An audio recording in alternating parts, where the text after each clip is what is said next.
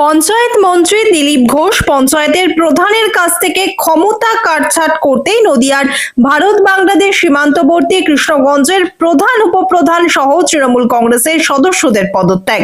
ঘটনাটি নদিয়ার কৃষ্ণগঞ্জ গ্রাম পঞ্চায়েতের। বিরোধীদের দাবি, প্রধান মদন ঘোষ উপপ্রধান চম্পা বিশ্বাস বেশ কিছু দুর্নীতির কাজের সাথে যুক্ত থাকায় দুজনেই কৃষ্ণগঞ্জ বিডিওর কাছে গিয়ে তারা তাদের পদত্যাগপত্র জমা করেন।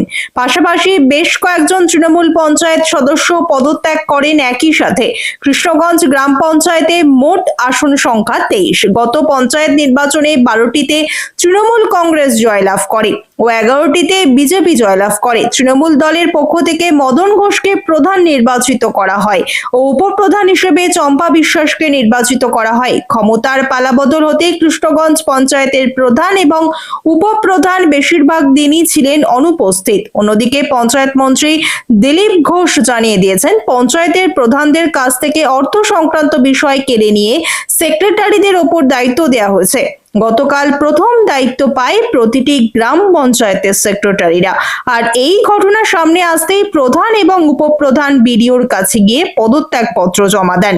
এ ব্যাপারে কৃষ্ণগঞ্জ গ্রাম পঞ্চায়েতের নির্বাচন সহায়ক কৌশিক বিশ্বাসকে জানতে চাওয়া হলে তিনি প্রধান উপপ্রধানের পদত্যাগের কথা স্বীকার করেন।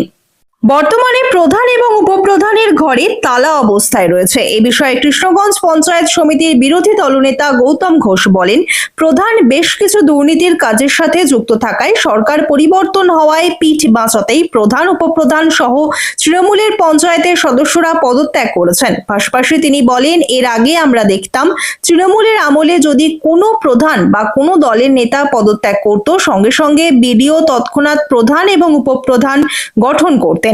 কৃষ্ণগঞ্জ পঞ্চায়েত দুদিন ধরে প্রধান উপপ্রধান পদত্যাগ করা সত্ত্বেও বিডিও এখনো পর্যন্ত সেরকম ভূমিকা লক্ষ্য করা যাচ্ছে না। সাধারণ মানুষের হয়রানির শিকার হচ্ছেন কাজ করাতে গিয়ে। তবে তিনি পাশাপাশি বলেন, পদত্যাগ করায় বিজেপির পক্ষে বোর্ড গঠন করা মসৃণ হয়ে দাঁড়ালো। এই ব্যাপারে কৃষ্ণগঞ্জ পঞ্চায়েত সমিতির সদস্য লক্ষ্মী হালদার বলেন, কৃষ্ণগঞ্জ পঞ্চায়েতের প্রধান সরকারি গাছ চুরি সহ বিভিন্ন দুর্নীতিতে যুক্ত থাকায় বাধ্য হয়ে সরকার পরিবর্তন হয়েছে। তদন্ত হতে পারে, সেই ভয়েই পদত্যাগ করেছেন। যদিও নির্মাণ সহায়ক দাবি করেন, প্রধান না থাকায় তিনি সরকারি কাজ পরিচালনা করছেন। পরবর্তীতে বিডিও নিয়ম মাফিক প্রধান এবং উপপ্রধানের দায়িত্ব নেবেন। গৌতম বাবু বিজেপির পক্ষ থেকে দাবি করেন, প্রধানের হাত থেকে অর্থ দপ্তর কেড়ে নেওয়ার কারণেই হয়তো তারা পদত্যাগ করেছেন। যদিও এই ব্যাপারে তৃণমূলের পক্ষ থেকে প্রধান এবং উপপ্রধানের কোনো প্রতিক্রিয়া পাওয়া যায়নি। বলা যেতেই পারে, পঞ্চায়েত মন্ত্রীর জাতাকলে পড়ে পদ থেকে অব্যাহতি নিল প্রধান উপপ্রধান সহ তৃণমূলের পঞ্চায়েত সদস্যরা। চিত্র সাংবাদিক এডিটর রূপম, সানভি নিউজ বাংলা, মানুষের পাশে মানুষের সাথে। পঞ্চায়েত সমিতির একজন মেম্বার, কৃষ্ণগঞ্জ পঞ্চায়েতের প্রধান উপপ্রধান এবং তৃণমূলের যারা ছিল তারা পদত্যাগ করলো, কারণটা কি? কারণ দেখুন, একটা এর আগে দেখলাম যে কৃষি মান্ডির ভেতরে যে বড় বড় গাছগুলো ছিল, সেসব গাছগুলো কাটা হয়েছে। তারা আজও পর্যন্ত তার কোনো তদন্ত এখনো পাইনি আমরা, বা তার হিসাবও পাইনি। এইসব নানান কারণে ওরা দেখছে এখন নতুন সরকার এসেছে, এবার এই সরকার যদি এসে যদি আবার তদন্ত শুরু করে, তখন আমরা আর ইয়ে করতে পারবো না, দেখাতে পারবো না। তার জন্য তার আগেই ওরা পদত্যাগ করলেন। আপনার নাম? আমার নাম লক্ষ্মী হালদার, পঞ্চায়েত সমিতির মেম্বার। এই হলো পঞ্চায়েত থাকাকালীন এরা দুর্নীতিগ্রস্ত হয়েছে। যেহেতু নতুন সরকার এসেছে, এই দুর্নীতিকে ঢাকার জন্য এনারা পদত্যাগ করলেন। সঙ্গে আরও আজকে মেম্বাররা এনারা হলো পদত্যাগ করলেন। পূর্ত দপ্তর এবং ভূমি দপ্তরে যে মেম্বাররা আছে, ওনারা আগে হলো পঞ্চায়েত সমিতিতে ছিলেন। ভূমি দপ্তরে যারা ছিলেন তারা হলো বিভিন্ন ইয়েতে দুর্নীতিতে যুক্ত আছে। এই দুর্নীতিকে রোখানোর জন্য তারা আজকে পঞ্চায়েত থেকে রিজাইন দিলেন, মেম্বারশিপ থেকে ও তারা সরে গেলেন, যাতে দুর্নীতি যাতে ঢাকা পড়ে যায়। কিন্তু আপনারা কি নতুন সরকারে এসছেন, আপনারা কি চোখে দেখছেন?